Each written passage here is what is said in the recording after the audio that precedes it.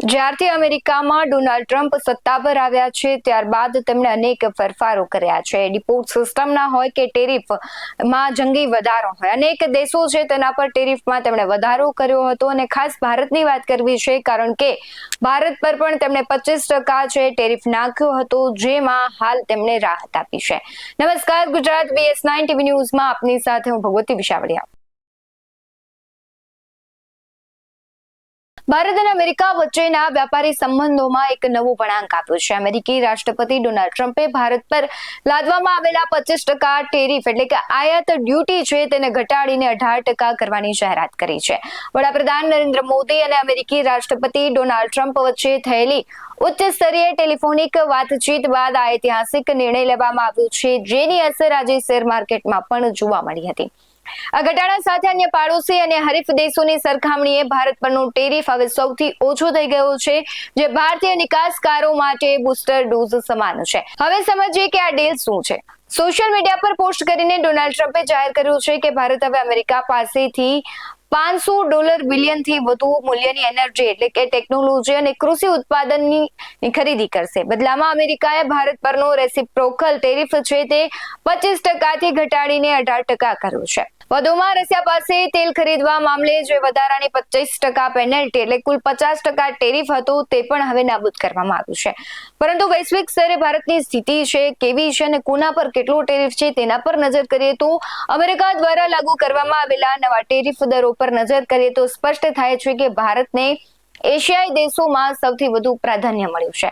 કયા દેશમાં કેટલો ટેરિફ છે તો વાત કરીએ. ભારતના 18%, Pakistan 19%, Indonesia 19%, Thailand 19%, Bangladesh 20%, Vietnam 20% અને ચીન 34% થી 37%. હવે આનો ફાયદો ભારતને શું થશે તેની વાત કરીએ તો નિકાસમાં વધારો થશે. ટેરિફ ઘટવાથી મેડ ઇન ઇન્ડિયાને પ્રોત્સાહન મળશે અને ભારતમાં બનેલી વસ્તુઓ અમેરિકન માર્કેટમાં સસ્તી થશે, જેનાથી ભારતની પ્રોડક્ટ છે તેની નિકાસમાં ધરખમ વધારો થશે. ચીન સામે મજબૂતીથી હવે ભારત લડી શકશે કારણ કે ચીન પણ 34%થી વધુ ટેરિફ હોવાથી અમેરિકન કંપનીઓ હવે ચીનને બદલે ભારત પાસેથી માલ ખરીદવા પ્રેરાશે, જેથી ભારતનું માર્કેટ છે તે મજબૂત થશે. આર્થિક વિકાસ થશે કારણ કે કાપડ, IT, એન્જિનિયરિંગ અને ફાર્મા સેક્ટરને આ નિર્ણયથી સીધો આર્થિક લાભ મળશે. બંને દેશ વચ્ચે સંબંધો પણ વધશે. આ ડીલ હેઠળ ભારત અમેરિકા પાસેથી વધુ ક્રૂડ ઓઇલ અને ટેકનોલોજીની ખરીદી કરશે, જેનાથી બંને દેશો વચ્ચે વ્યૂહાત્મક સંબંધો છે વધુ ગાઢ બનશે. વાત કરીએ આ નિર્ણયની તો વડાપ્રધાન મોદી આ નિર્ણય માટે રાષ્ટ્રપતિ ડોનાલ્ડ ટ્રમ્પનો આભાર વ્યક્ત કર્યો છે અને આ જાહેરાત ભારતના 140 કરોડ લોકો માટે ખૂબ જ સકારાત્મક ગણાવી.